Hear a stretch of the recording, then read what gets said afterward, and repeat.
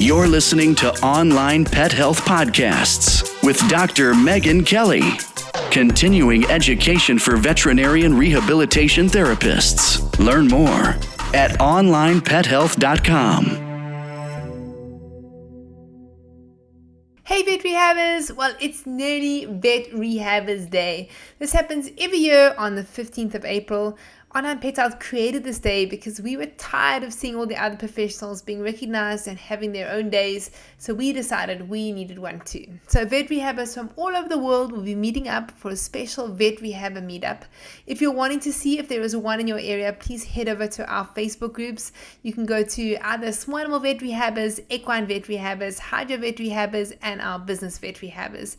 You can check out the featured posts in the groups. If you don't have a meetup in your area, why not be the person to organize it? You can reach out to us, let us know that you're keen to organize a vet rehabber meetup, and we will connect you with the people that we know in your area. So happy Vet Rehabbers Day, everyone. A huge shout out to all of you amazing vet rehabbers. We love you guys, and we're very grateful for each and every one of you. So today I chatted with Anae, and we spoke about the systems we use to create content for online pet health. Now, for those of you that have online businesses or are wanting to create blogs maybe for your website or videos for your social media, having a system is so important. It allows you to streamline everything, break up larger projects into smaller tasks, and also ensures that you never forget to do anything. I think you guys are going to enjoy this one. Over to Anae and me. Hey Anae, thank you so much for joining me. Hi Meg, it's great to be here. Always love doing podcasts with you. Today, we're going to be chatting about creating a PDF download for your practice. We're going to talk about what it is, basically, why we should make them, and how we're going to make them. So we are big with our systems at Onlinepethealth. So we have a whole system and how we create them. So we thought it would be useful for you guys to be able to share this with you. I agree. And for me, the inspiration behind this is that a friend of mine is writing an article for a big conference at the moment. And I just see her getting stuck over and over again during this process, because it's the process of writing something and putting something down on paper that is unfamiliar, that feels unfamiliar to us as practicing vet rehabbers, right? We're treating patients. This is a different system and a different process that feels unnatural. And what can end up happening is that something that should only take you a few hours can take you days. And it's this kind of thing hanging over your head. And that's really frustrating. So we want to just give you guys a little bit of clarity and hopefully make the process a bit easier for you so that it does only take you a few hours and not days or weeks. Yeah, I think the thought of it can be so overwhelming that sometimes we just think, oh, I'm going to do that next month, right? Because you don't know the system. And if you have a process and system, you can say, okay, well, today I'm going to do this part. Tomorrow I'm going to do this part. Before you know it, a week or 2 weeks down the line, you've got it. So you can just split it up into a number of days, and at the end, you've got your PDF download. So one of the things I wanted to clear up is because there's a little bit of confusion around the word ebook. So we might mention this ebook. So an ebook is a PDF download, or it's a book that you can download on the internet. So there are two different ways in which you could do this. You could purchase it on Amazon, download it into your Kindle. You can also download that as an actual PDF. But what we're going to be talking about now is so not creating an ebook to sell on Amazon. So not a very big, long book. We're talking about shorter, informational PDFs that you can create. You can either give those to your clients, you can sell them on your website, or you could use them as a way in which to gather new clients. I love that. So Meg, you've shared now the kind of what, right? What are we talking about? And it is important to kind of differentiate for yourself or define what you're trying to achieve, what your end goal is, because just looking at the PDF download and the ebook, they can look quite different. And then your creation process will be very different. So if you're creating a PDF download for you to share to your clients. And this kind of comes to the why. Why are you creating something? Or why are you creating this specific piece of content? That will determine what the end result needs to look like. What is the goal that you're trying to achieve? And then how does your content need to fit into that bracket to achieve that goal?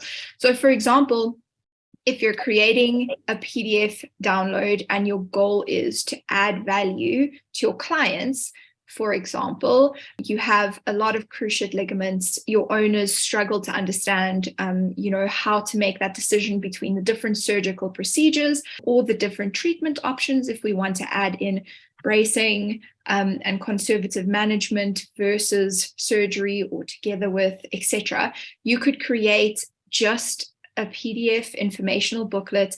It might be 3 to 5 pages long at the end of the day, and it discusses those different procedures and it helps them understand how to make that decision for their dog at the end of the day. So you might include what's involved in the surgery, what the complications might be for each one, the cost implications for each one. That's a big factor when an owner is making a consideration, and what the rehab would look like for each kind of treatment option.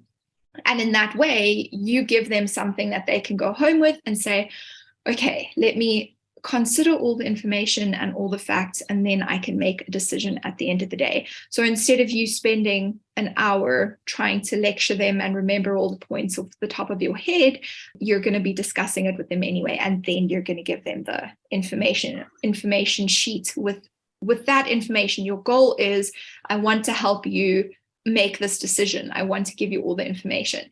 You could look at it in a different way. Okay, so now you have the problem that your owners mainly have is not to decide which treatment approach they should take, but understanding how best to participate in the rehabilitation of that cruciate ligament case at the end of the day. So after the surgery or after the treatment approach has been chosen, then your information sheet is going to look different, right? And it's going to have different information in it that's going to help support them to kind of make those changes at home and include routines or activities into their day-to-day. You're going to have a breakdown of like a 6-week rehabilitation program, just like a basic breakdown. And then you're going to say there, this is subject to the individual patients, and we're going to make changes to this, but this is where we start and this is where we build from, and where your dog will likely start. So those two things look different, right? And then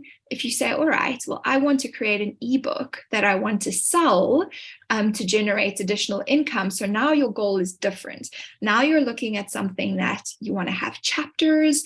You need to have as much information as you can cram in there. It needs to be more evidence-based, right? So you're going to have references, you're going to want to look at different research. Now you're looking at a much bigger project. And then you need to decide, okay, well, who is the audience that I want to sell this to? What kind of information does it need to have? And you're going to create your breakdown from there. So the why is really important, and kind of determining that at the beginning so that you don't waste your time creating the wrong thing or including the wrong information. Because this is a big problem. What you'll end up doing is you'll say, if you don't start with this at the beginning, you won't know where to start writing or creating. And what will happen then is you'll start at a random point and you'll go off on tangents like this, whatever catches your interest and whatever you think, oh, maybe that's interesting, or maybe that makes sense, maybe I should add that in. That's what you're going to end up doing. And that's a massive waste of time and a massive waste of your resources. So having that plan from the beginning to say, this is what I need my owner to understand, how am I going to help them understand that, will help you fill in those blanks instead of just trying to write 5 pages of something, right? So understanding that why. And then it's also really important to understand what you're good at or where your natural talent leans towards. Because if you're not a writer, you can't even write vet reports. It just stresses you out, completely drives you crazy. You're not a writer. Then creating a PDF booklet or an ebook or any kind of informational sheet that includes writing is going to be super, super hard for you. And again, this is something to think about, because if you're doing something that's really hard for you, as like it goes against what you're naturally good at, then it's a crazy amount of work and time that you're going to be spending just overcoming like that mental thing of, this is difficult, right? It doesn't mean you can't develop a new skill. You can, and that's, I mean, we should all be doing that. So you just then need to be planning for that and say, okay, I'm developing a new skill. If writing is not my skill, I'm going to have an editor on standby, and everything I write is going to go to that editor. Probably it will anyway, but you'll be involving them a little bit more, and there will be more back and forth. So you'll have more, you'll send earlier drafts, and you'll be rewriting those drafts as you go. If it is something you're good at, you're probably going to write one draft, send it off to an editor or a copywriter. It's going to come back, you're going to tweak it, and you'll be done. So that's quite important, is what is your natural talent, and just planning that into how much time it's going to take you. Yeah. Do you want to add anything to that? Yeah, I do. So if you're not one of those people that likes to write, a really great trick is to do a video. So you can actually video yourself talking. If you're one of those people who don't feel comfortable in video and you just want to do audio, you can always just record yourself speaking. So, and this is actually like something you can do, when you're speaking to a client. Sometimes we tell a whole story, like everything that you say, and that can be like in your first consult. Those especially the ones where you are sharing so much information. If you actually record yourself saying all that information, and then you use a website called rev.com, it's a transcription website, and you can actually transcribe whatever you've said into notes, and then use those notes then to have something written if you want to create something that's a PDF download. So that's a cool tip. Mm-hmm. The other thing I wanted to share is those informational PDFs, when you were chatting in the beginning, those are so useful. And I've got a few ways in which, I want to things that I want to chat about. The one is it can really save you time. So in that first consult, you often have so much information that you have to share. And depending on the level of knowledge of the pet owner, sometimes we can go over time because we're having to explain so much to them. And those informational sheets can really help. If you can just say, well, here's some information. Next time I see you, we can chat about it. Or if you've got any questions, give me a call or send me an email and we can chat about it. So if you have to go into so much detail. The other one is that the client gets so overwhelmed often in that first consult. And sometimes things just go in one ear and out the other ear. So if you have like a summary basically in a PDF to be able to give to them, it's really great for them just to go home and sit down and read it through again and just to process everything. Because I often used to find, when they came for their second one, they were sort of a little bit all over the place and maybe start asking questions again. And you think, well, we discussed this, but it was just that it was so overwhelming for them. The other thing is often there's more than one person who's responsible for the dog or cat or horse or whoever you're treating. And what happens is the one individual will bring the pet to you, and then you explain everything to them. And then they need to go home and translate that to their other partner. And then it often gets missed in translation. They say something completely different. So that's really useful to have something, especially when you're explaining what you're going to do. So what the rehab process is going to look like. If they've got that informational sheet, then to take it to their partner and say, here is what we're going to do. It's a nice summary. And then you don't end up having one partner or one person who might bring the pets at a later stage, just not having a clue. And you think, well, they're not on board, but they don't actually have all the information. So, and then the fourth thing is that you can actually share those PDF sheets. You can actually share these with clinics that refer cases to you. And I'd done this before.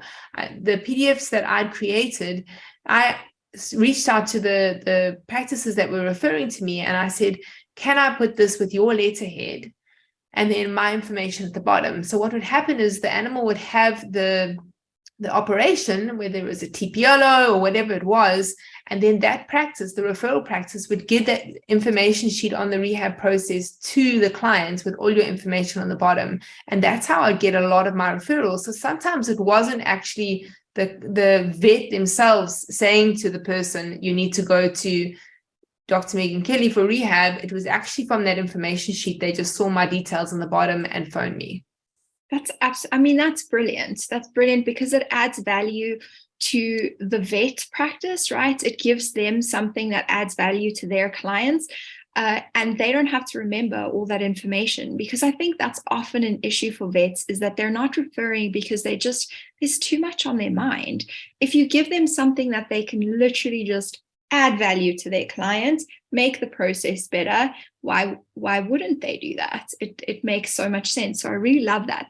And I think another approach that works well is if you look at we created some puppy exercise guidelines with a poster and a PDF. And the idea with that is that you can take the poster and you can have it somewhere in your practice. So it creates a talking point for you and your client. So you stand in front of the poster and you talk them through, this is the process, this is how it works, this is what it looks like. And then you give them the information sheet and they can go home with it. It reminds them of everything you've discussed because it's the same thing, but it gives a little bit more detail, maybe a little bit more information on certain things that you did not necessarily talk about.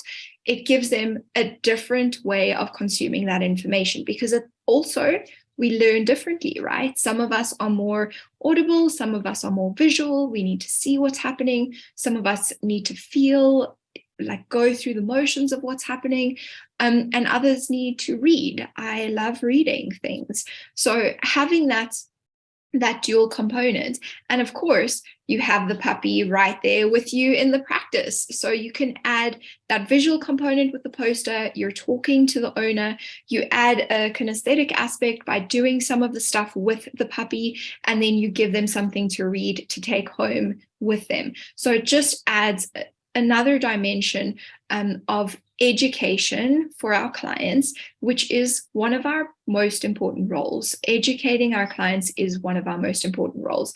And I'm starting to more and more understand that aspect of our job. We're actually educators. And if we're missing that, then we're missing something as well in the service that we're providing. So I'm quite excited about diving into that aspect a little bit more. All right. Before you carry on about that, we obviously created a few of these for you guys because we know that time is a problem. So how many have we got? And we will put the links to these in the show notes. So you guys can actually download these posters and these informational PDFs if you'd like them. So which ones have we got? I'm gonna have to find that for us, and then I can tell you, because I think we have about at least 18 kind of information sheets, and they all do different things. So we have a few blogs that you could share directly with clients, and those are things like why does my dog have back pain and how can my vet rehabber help, those kinds of things. And then we have some information sheets that we've created for you. So some of the ones that can add value to your clients, we have an equine pain scale charts. So these are, this download has 2 different pain scales that you can apply to your patients, to your equine patients, to quantify how much pain they are in, and to give you an objective measuring tool so that you can report back to the vet. Pain scales are incredibly valuable in canine practice, and we don't use them in equine practice. So that's one of the things. Tissue healing timelines is another one that you can either put up in your practice as a poster to have talking points with your clients. So it goes through the healing timeline of bone, of tendon, of muscle, and you can walk them through that so that they understand, hey, if we're looking at a tendon here, it's going to take us this amount of time to get to that point, versus bone, which heals in this kind of timeline, which is really great. For your clients, we have a hip dysplasia, again, poster together with a PDF. So you have that poster you can put up in your practice to have that talking point, discuss, the compensation patterns, what happens to dogs with HD, and then an information sheet that they can go home with more information. The same with elbow dysplasia. We have a poster and then a PDF, and the puppy exercise is a poster and a PDF. So those are the ones that are going to benefit your clients, that you can download them. We created them for you, add them to your systems, and share them with your clients with hip dysplasia, just like that, just like they're ready to go. We did the work for you. Or you can use them as an example of what to do to create your own. Yes, we did the work for you guys. Right, so we're going to go on to how they're going to do it if they want to create their own. So this is the super fun part. And I mean, this is where we get stuck actually, because it's like we have this great idea, and now we need to put it into practice. How am I going to create it? And generally you come in and your mind thinks that you're very clear on what you're going to be doing. I'm going to be writing about pain. But pain is really massive, and you need to have a very specific plan if you're going to be talking about pain. That's not a good topic, right? The more specific you can be in what you're trying to cover or explain or achieve, and that's why it's important to start with your goal at the beginning. What does my client need to walk away with from this information? The more easy it can be. So the first thing that I want to say is you have to make sure that you actually block off the time. It doesn't help you go into this and you say, I'm going to write XYZ, and you don't have a plan for when you're going to do it. Because if you're working full time and then after hours you're creating, you're doing your invoicing, you're sending your reports, hopefully you're not doing that and you're actually you are blocking time to do that, then you're setting yourself up for failure and to just have this cloud over your head because you're not achieving what you're trying to achieve. So block off the time. It's going to take you the first time, the second time, the third time, much longer than you expect it to take. So start with 2 or 3 hours and then see how far you get, and then block off time accordingly until you achieve what you're trying to achieve on a week-to-week basis. The next step would be to do the research. And this again can be a big stumbling block, right? So you want to have the research that you need to write what you're trying to write. So if you're writing something that's very evidence-based, are you going to go onto PubMed and get some references? Are you going to be looking at some research articles? Are you going to just grab your textbook and use the information that's in your textbook?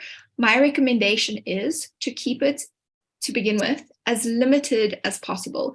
Try and only reference one source if you can, right? Because every source that you reference is going to add hours to your end product. So starting off, start with one reference. Take just your textbook and use that to start off with. Or use a webinar that you've watched, or use the information that's in your head. I don't recommend that. I do recommend actually referencing something, but sometimes it can help to just get everything out of your head and then go from there. And what you can often do in that kind of case, so if you're pretty solid in your knowledge, you remember well the stuff you've learned and the stuff you've read in the past, then get it out, write what's in your head, and then you can just search for references to kind of back up what you've said if you need to do that. Not everything needs references, right? If you're creating an informational booklet for your clients, they don't need references to PubMed. They're not going to go look at that. 9 clients out of 10, or even more than that, they don't care about the research. They care about what you're talking about.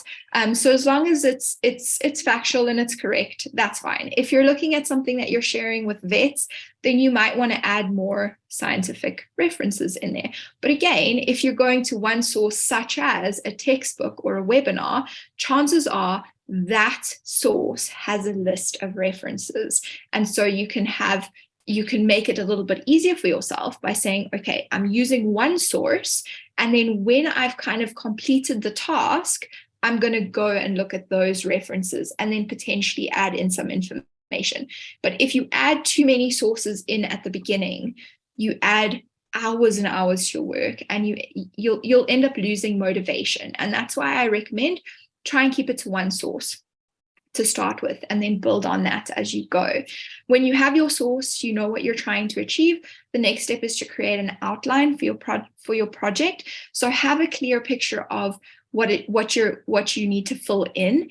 A spider diagram works well for this, or if you're a list person, a list works well. I'm a list person, so I want to create, a heading which is representative of what the client is going to walk away with, what the goal is. It's representing the goal, the kind of end product. And then I want to break that down into chapters or subject points. And then I want to break those down further. So I want to have at least 3 breakdowns. I want to have my topic, then I want to have subtopics or subheadings, and then beneath that, I want to have even more subtopics or headings or points to discuss. So to give you an example, I'll go back to the cruciate ligament surgery. So how am I going to choose what treatment option I want? I'm going to choose a heading that represents that. So it's going to be something like choosing a cruciate ligament treatment plan. And then my subheadings would be surgical approaches, non-surgical approaches, or I would just do every approach, right? So I would have TPLO, TTO, extra cap, braces, nothing. And then beneath each of those, I'll have the procedure, the cost implications, the complications, the rehabilitation timeline and plan. So you see how breaking it down like that right at the beginning gives me a structure that I just need to fill in the details now. So now I know exactly what I need to do. I know what information I'm looking for, and I just fill in the blanks, and that's it. And it can be as simple as that. If you try and just go where the information takes you, you'll be writing in a way that's difficult to learn or difficult to understand from your reader's perspective, right? So you're doing it this way both for your own brain to keep yourself on track and for your reader, because they need to consume information in a way that is quite structured and that's logical. So that goes from point A to point B to point C. If you're jumping all over the place, then they're going to walk away with nothing, because their brain can't make sense of you jumping from, a TPLO surgery to bracing. How are they related? What's the connection? Their brain just can't do that. Our brains can't do that when we don't have information to fill in the blanks and when there isn't a flow to how we're reading. So that's really important. Yes, Meg. I just want to add in a really good way to work out like what should be in your list is to say to yourself, what am I hoping for my client, the information for my client, and what am I hoping for them to achieve once they've read this? Like what is the goal of this actual piece of writing? So for example, in your cruciate, you want them by the end of reading whatever you've created to know about their different options, and so that they can sit now and weigh up those options and make a decision as to where they're going to go forward. And so when you have that first, it's very easy then to say, okay, now what is that list that I need to create? So start with the goal of the person who's reading it, what you want them to achieve after they have read whatever you've created, and then work backwards from there. Exactly. And another great way to think of it is, what questions do they have that you need to answer? So sometimes your kind of sub points are going to literally be answering a question. So my clients come in and their main concern is the cost of these different procedures. So I want to address that right up front. I'm going to answer those questions so that their questions are answered right to begin with, right? And that's another way we could look at it. So for this example, the cruciates, it's not a great kind of answering questions wouldn't really be the goal of it, right? But if you're looking at the other one we suggested, so what did I say? The rehabilitation process. So they've chosen a treatment plan. Now they're rehabilitating their patient or their pet. Now you want to answer questions, right? Now you want to say, all right, now I have so many questions. What about how do I change my home environment? How much is this going to cost me? It's always a concern. How much is this going to cost me? How long is it going to take? How many times per week are we going to be coming? So answering all those questions, and do them, like, try and answer the questions as early as you can, because those are the things that are going to hook their attention as well, and that are going to keep them reading, because they want to know. That's what they want to know. That's why they're reading. So answer those questions to begin with. Yeah, I think it's really good to record the questions that your clients are asking you. So every time a client asks you a question, you should actually be writing them down, because that's really what you should be creating, the answers to all those questions that they're asking. So try and have a little notepad there. When someone asks you a question, that's great content to be creating. I love that. Okay, so now you've written it. You've created your outline and you've filled in the blanks, and you've used one kind of resource to do that. Now you want to use a copywriter or an editor to go through that, to read it objectively, and to make any changes that's necessary. You can use a human being, a person. This is great because they can give you some feedback, especially if you're not a writer. They'll give you feedback on how to improve your writing style, suggest some changes for how it could read or flow better. And those are very valuable. That's incredibly valuable information. So having an actual person that's working with you to refine the product is fantastic. Alternatively, if you're pretty confident in your writing skills, you could use an app like Grammarly to just go through and check everything. Grammarly is pretty useful in terms of copywriting, plagiarism, all the things, and having your grammar, your spelling, the basics, that those need to be checked and rechecked and rechecked. So copywriter. And then your next step would be to put it into the actual PDF format. And again, it helps to outsource this. So having a designer or someone with a good eye for design, create that PDF with your branding, your color scheme, your logos, your font, all of those things. It helps, right? Outsourcing is your friend. It saves you time, it saves you effort, and it creates a more professional product at the end of the day, which is what you're aiming for. So work with an editor, work with a designer to create that final product, is what I would say. And then once you have that, all you need to do is share it with your clients. So I want to take a few steps back. So obviously having a copywriter and an editor is great. But if you're a small vet rehab practice and you don't have the budget for that, like Anais says, you can use Grammarly. Something which I'm not 100% sure, is working at the moment, because I've just been playing around with it, but it's just an idea, is ChatGPT. So this is an AI-based website. So I've been playing around with it. So writing some content, and then basically copying and pasting it and putting it into ChatGPT, and asking ChatGPT to just write it in a different way, maybe more expressive. And you can actually ask ChatGPT exactly what you want it to do. So you can say, can you write this in a more expressive way, explaining exactly what you wanted to explain, and then it comes up and it rewrites it for you. So I've never checked this with a copywriter. So I've never checked the text that ChatGPT comes up with. But if you're not a person that is able to write very easily, I do think that this could be, going forward, a really useful tool, ChatGPT, for us vet rehabbers, because we don't have time. I think you've got to be careful when you're using ChatGPT as, if you copy and paste and actually use that. So they say that it's just pulling information from a whole lot of different places, and that the information is never copied from a direct website.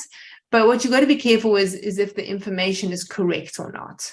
And I think especially in a medical field, you don't want to take suggestions that ChatGPT might have about rehab and think that that's exact. So you've got to check everything that's in there.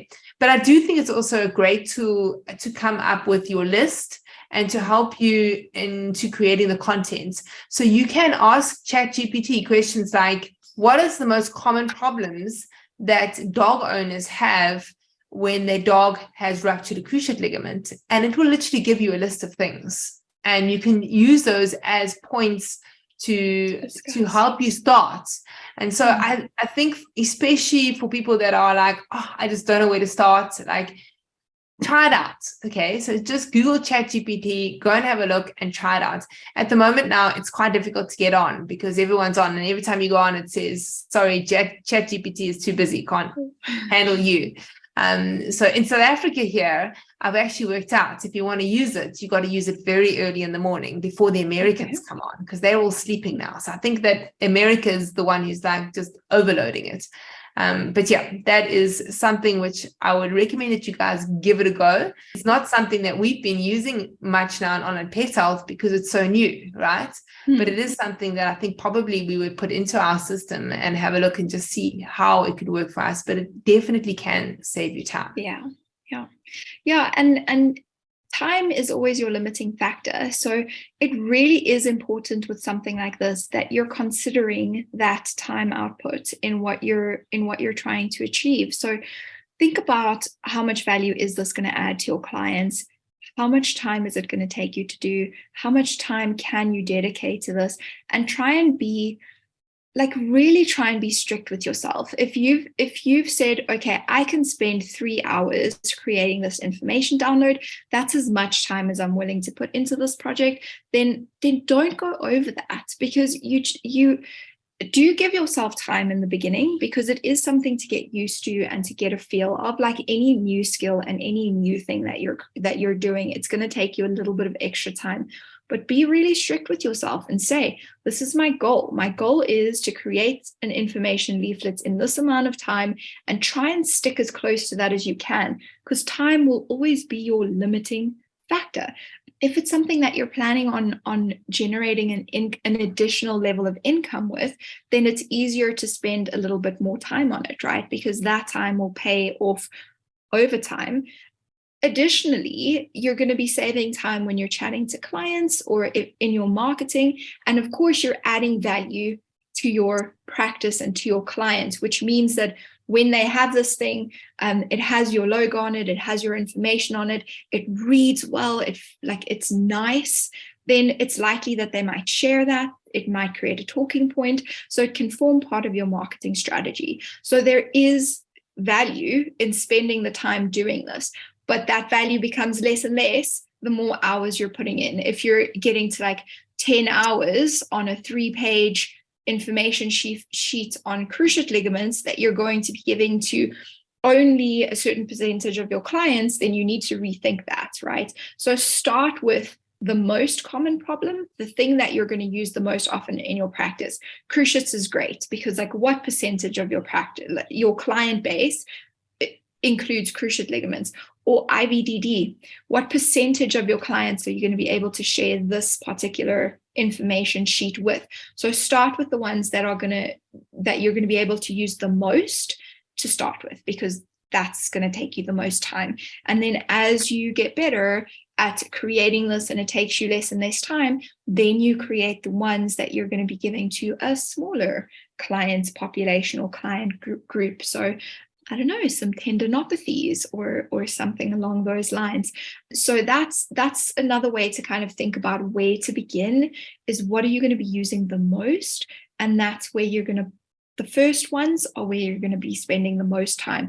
And then really be disciplined and say, this is how much time I want to spend. How much time did I spend at the end of it? And try and find how you're going to cut that down so that you're spending your desired amount of time on creating a project like this.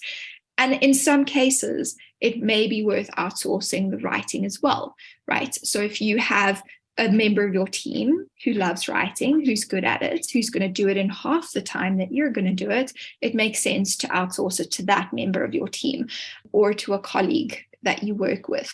So work together, collaborate. If that's going to be the easiest option for you, collaborate with someone else and get something together that you guys are both going to be able to use at the end of the day, and that's going to add value to both practices. Because why not? Why not have the same information sheet as, the vet rehabber that's 10 kilometers away or 50 kilometers away? Why not? You guys are adding the same value. Your end product can look different, but the initial workflow can be the same workflow, and then your end product is a little bit, has a different design or a different, like, some tweaks in it. But work smarter and not harder, and really be strict with yourself. I love the idea of collaboration. That's a great idea. Yeah. So you were speaking about when we create it, you get a graphic designer. So that's another thing that some of us might not have the budget for. So Canva is a great place to create any content. So if you want to make social media posts, if you want to create PDFs, ebooks, ebook covers. So we've actually created an ebook template. So if you go to onlinepethealth.com/template, you'll be able to access that. So yeah, it's basically a template, and there are loads actually in Canva. So you don't even have to use our one. There are loads of ebook templates. Just search ebook templates, and you'll be able to put your ebook directly into a template and do it yourself. It's going to take you a little bit more time. We obviously at Online Pet Health are lucky enough to have a graphic designer that works for us, so we just send it over to them. But I have actually myself created a few in Canva, and it's super easy to use. So you don't have to spend money doing this. I want you guys, when you're listening to what we're saying, we're obviously sharing how we do it, but I'm giving you tips and advice on ways in which you can do it without spending money. So it's really just your time. You can use free tools to do the copywriting and Grammarly and all of that. Absolutely. And you can create it in Canva, and even in the Canva free. You don't even have to have the Canva Pro. And then once you've started doing this, what I really wanted to do is to hopefully inspire you guys to, look at writing. So if writing is your thing, you might now consider writing articles for magazines. So pet magazines, once you start writing and you get into it, it becomes a whole lot easier. And that can help you in many ways, educate the pet public about conditions that we've got. So it could be a magazine for pet owners. It could be for horse owners. It could even be a veterinary magazine. So you could be writing content for a veterinary magazine, writing content, whether it be for other people's blogs, for magazines, is so great for the profession because it raises awareness about the profession, but it's also great for you as a professional. It gives you credibility, it builds trust, and it really helps when you're trying to get vet referrals. So the more published you are, the more likely you are going to be to get vets to refer to you, because what happens is the clients actually go with that published article in the magazine and they say, I read this, and they think, wow, that vet rehabber is published. They've got this article in a magazine. They must know what they're talking about. And I'm going to now reach out to them. And that's how, I must say, for me, I really, really got a lot of vet referrals once I started getting published. So this is the stepping stone, guys. So creating those little PDFs that you're going to share, and then you're going to look to creating blogs, maybe for other people, maybe for yourself, and hopefully creating some content for magazines and for PR and media. And I think, Meg, repurposing is so important, right? And I want to think about those things that you mentioned as repurposing as well. So if you've written this information sheet that you're going to give to clients directly, or that they're going to share, you're going to give to the vet practice and they're going to share with their post-op cases. Now you've written this, okay? Maybe exactly like that is not how you would share it with the magazine. Probably not, but a few tweaks, a change to the introduction, a change to the layout a little bit, and then it's going to be applicable to that audience. So you've done the research and you've done the grunt work, and now you can just tweak it and then send it out. So it's not going to take you another 3 to 4 hours. It's going to take you 40 minutes to an hour to create that article that you're going to send to be published. The same with blogs, right? Blogs on your website. You want to have that, to have traffic coming to your website, to have SEO benefits, etc. So having some articles on your website, especially about the conditions that you're treating most often, and again having those those blogs that are answering the questions that your potential clients have is how you're going to get them to come to you. So you've done the research, you've done the grunt work. Now convert that into a blog, something that's a little bit simpler, a little bit lighter, a little bit less information, easier to read, more specific to answering that question. Put it up on your website, put a link to download the information sheet there so that they can get the additional more broader information right there while they're on there. You could even, add a little contact sheet there so that if they're asking about how do I choose between, cruciate ligament treatment plans, I'm just going with the same example. If they're asking that question and they want to download your PDF to get an answer to that question, you can have a little contact form there that they fill out as they're downloading it, and you can get in touch with them, right? I think that's one of the phenomenal marketing strategies that Francisco Meyer talks about, is that he has someone calling potential clients and communicating with them on the phone so that there's a very personal touch point right there where you're answering their questions, you're kind of addressing their concern, you're a very real human being that they can communicate with and learn from and share information with. And that makes their decision at the end of the day to see you much, much easier. So you can have those repurposing benefits, and you can have repurposing benefits in terms of social media posts, right? Like if you're creating videos, reels, short form videos, you can use the information in the download to create a little short form video. You can put it out on social media and have clients download it there or opt in to receive it, right? That's a great strategy as well. Do you want this? And then you send it to them via Messenger. And again, it creates that contact point where you can say, hey, what is happening with your dog? Are you currently struggling with this issue? Can I help you? What are the challenges that you're facing? Where you're really just trying to help them and create that personal connection of serving them in the ways that they need in that moment. And I really love that. So really be creative with how far and wide can you use these hours that you've spent creating this piece of information. How much more could you do with it? So that you're not, and again, it's about working smarter and not harder, because it is, if you've spent 4 hours creating this, and then you spend another 4 hours creating something else, and another 4 hours creating something else, and you're only ever using them to give to your clients, then that's a lot of work. That's a lot of hours of not generating a direct income that you could be using in ways to reach other clients as well. So repurpose. Love it. Renee, thanks so much. I think we've touched on everything. I think so. We've gone through my list. Excellent. Thank you so much for sharing. So Renee is our content creator. So she is the one that creates most of the content that you read on Onlinepethealth. So all those beautiful downloads, we're going to leave the description in the podcast notes for the puppy exercise, the elbow dysplasia, hip dysplasia, and they created those, and she actually did the drawings in it. So she's super, super talented. So if you've got any questions, you know exactly who to reach out to. So you can email Renee and she'll be able to send you in the right direction if you've got questions. Thank you, Meg. Thank you, Meg. Or if you're looking for specific content through Onlinepethealth, then if we don't have it, we'll create it for you. And if we do have it somewhere, I can direct you to it. Because sometimes it can feel difficult to find if you don't know where to look for it. Thank you, awesome, Meg. This has been amazing. It's been great. Bye for now. Bye. If you enjoyed this podcast, please hit the subscribe button so you get notified every time I load a new podcast. I'm here every week talking to vet rehab therapists from all over the world about all things vet rehab. Don't forget to bookmark the next Vet Rehab Summit on Saturday, the 4th of November.